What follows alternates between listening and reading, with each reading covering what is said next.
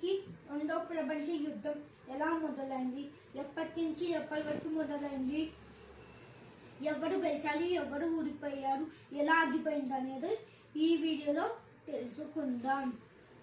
రెండో ప్రపంచ యుద్ధం పూర్తిగా అర్థం కావాలి అంటే ఒకటో ప్రపంచ యుద్ధం ని చూడాలి. ఒకటో ప్రపంచ యుద్ధంని చూడలేని వాళ్ళు ఉంటే చూసి వీడియోని చూడండి. మొదటి ప్రపంచ యుద్ధం మా ఛానల్లో డిస్క్రిప్షన్లో ఇచ్చాను, వెళ్ళి చూడని వాళ్ళు ఉంటే చూడండి. Let's go to topic. World war 1లో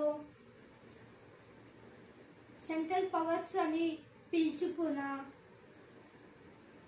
Germany, Austria Hungary ఇంకా ఒట్టమాన్ ఎంపైర్ ఇప్పుడు యాక్సిస్ పవర్స్ అని పిలుచుకుంటారు. యాక్సిస్ పవర్స్ లో జర్మనీ, ఇటలీ ఇంకా జపాన్ ఉంటుంది.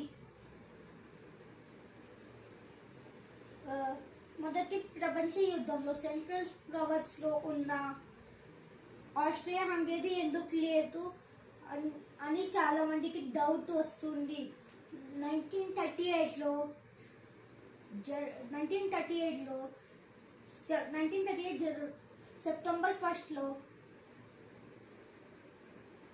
జర్మనీ లీడర్ అయిన అడాల్ఫ్ హిట్లర్ ఆస్ట్రియా హంగరీపై వార్ చేసి గెలిచాడు. సో ఆస్ట్రియా హంగరీ జర్మనీలో కలిపేసుకున్నారు. అయితే ఫస్ట్ పోలాండ్ ని ఆక్రమించుకోవడం వల్ల మొదలైంది మొదటి ప్రపంచ యుద్ధం. అయితే జర్మనీ పోలాండ్ ని ఆక్రమించుకుంటే సోవియట్ యూనియన్ నుంచి థ్రెట్ ఉన్నట్టు భావించి తెలివిగా సోవియట్ యూనియన్ తో నాన్ అగ్రెషన్ ట్రీటీ జరుపుకుంది. అయితే దాని మీనింగ్ జర్మనీ సోవియట్ యూనియన్ పై దాడి చేయొద్దు, సోవియట్ యూనియన్ జర్మనీపై కూడా దాడి చేయొద్దు. అలయన్స్ పవర్స్ అంటే ఏంటిదో మీకు చాలా మందికి తెలిసి ఉండదు. యుఎస్ఏ, యూకే, ఫ్రాన్స్ ఇంకా Soviet union. Next east Poland ని జర్మనీ, వెస్ట్ పోలాండ్ ని సోవియట్ యూనియన్ ఆక్రమించుకుంటుంది. జర్మనీ అక్కడితో ఆగకుండా లగ్జంబర్గ్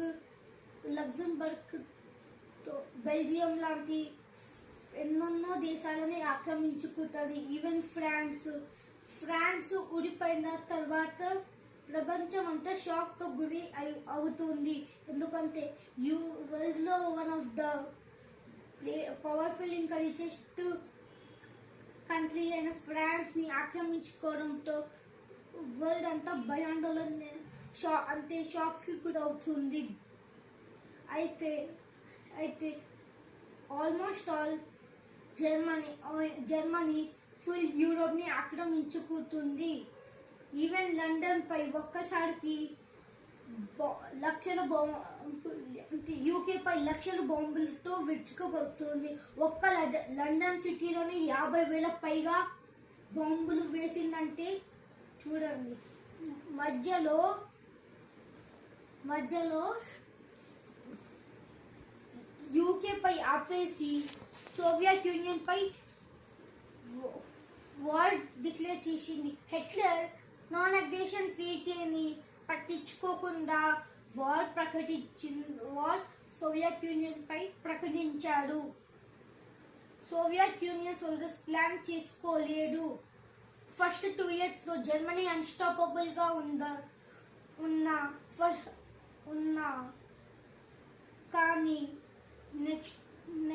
కానీ నెక్స్ట్ వింటర్ వల్ల జర్మనీ సోల్జర్స్ సోవియట్ యూనియన్ కి ఎంటర్ కాలేకపోయినారు. సరిగా ఫైటింగ్ చేయడం కాకుండా సరిగా స్ట్రగుల్ అయ్యాడు. ఇటాలీ ఈ టైంలో చాలా ప్రాంతాలను ఇటాలీ కూడా ఆక్రమించుకుంటుంది. అయితే ఇటాలీపై యూకే దాడి చేసి ఇటాలీ ఆక్రమించుకున్న అన్ని ప్రాంతాలకి విముక్తి కలిగిస్తుంది. ఇటాలీపై యుఎస్ఏ ఇంకా యూకే ఒక్కసారికి ఫైటింగ్ వార్ ప్రకటించి దీంతో ఇటాలీ ఊడిపోతుంది. ఇటాలీ ఊడిపోతుంది. ఆల్రెడీ జపాన్ మొత్తము సౌత్ ఈస్ట్ ఏషియాని ఆక్రమించుకుంటుంది. దాదాపు అంటే ఆల్మోస్ట్ సౌత్ ఈస్ట్ ఏషియాని ఆక్రమించుకుంటుంది. చైనాతో కలిపి అంటే ఇండోనేషియా, ఫిలిప్పీన్స్ లాంటి కంట్రీస్లోనే ఆక్రమించుకుంటుంది. ఇటాలీ ఊడిపోయిన తర్వాత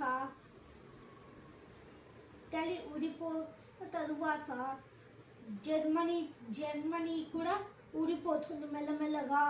దీంతో యాక్సిస్ పవర్స్ ఒక్కసారిగా కుప్పకూలుతుంది.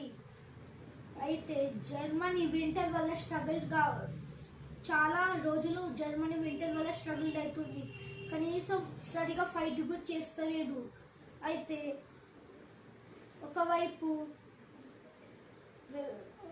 ఒకవైపు యూకే ఇంకా యుఎస్ఏ సోవియట్ యూనియన్ జర్మనీని ఆక్రమించుకునే ఎన్నెన్నో ప్రాంతాలకి విముక్తి కలిగిస్తుంది. ఈస్ట్ సైడ్ కించేమో సోవియట్ యూనియన్, వెస్ట్ సైడ్ కించేమో యుఎస్ఏ, యూకే ఇంకా ఫ్రాన్స్ జర్మనీపై దాడి చేస్తుండు. దీంతో జర్మనీ కుప్పకూలిపోవడంతో అడాల్ఫ్ హిట్లర్ సూసైడ్ చేసుకుంటుండు. దీంతో నాజీ జర్మనీ కుప్పకూలుతుంది. ఇక జర్మనీ వార్ ఆపేస్తుంది. మళ్ళీ అందరికీ డౌట్ రావచ్చు, జర్మనీ ఊడిపోయిన తర్వాత జపాన్ ఎలా సరెండర్ అయిందో. జపాన్ మాత్రం ఇటాలీ సరెండర్ అయినా, జర్మనీ ఊడిపోయిన, హిట్లర్ సూసైడ్ చేసుకుని చనిపోయిన, జపాన్ మాత్రం వార్ ఆపేస్తలేదు. దీంతో యుఎస్ఏ హిరోషిమాపై న్యూక్లియర్ బాంబు వేస్తారు. అప్పుడే భూమిపై మొదటిసారి న్యూక్లియర్ బాంబు ప్రయోగించింది. న్యూక్లియర్ బాంబు కూడా ఆ వార్ వల్లనే స్టార్ట్ అయింది. ఆ తర్వాత రష్యా, సోవియట్ యూనియన్ తన సైన్యం జపాన్ పైకి పంపిస్తుంది. అయినా జపాన్ మాత్రం తగ్గుతలేదు. దీంతో మళ్ళీ యుఎస్ఏ హిరోషిమా అయిపోయినాక మళ్ళీ నాగసాకిపై న్యూక్లియర్ బాంబు వేసింది. దీంతో నాగసాకి సిటీ శ్మశానం లాగా అయిపోవడంతో జపాన్కి ఎన్నెన్నో లాసెస్ రావడంతో జపాన్ వరల్డ్ వార్ 2 ఆపేసి సరెండర్ అయిపోతుంది. దీంతో అలైస్ పవర్స్ అయిన సోవియట్ యూనియన్, యుఎస్ఏ, యూకే ఇంకా ఫ్రాన్స్ వార్ గెలిచింది. దీంట్లో ఎన్నెన్నో కోట్ల మంది సోల్జర్లు ఇంకా ప్రజలు చనిపోయారు. Please like, share and subscribe our channel.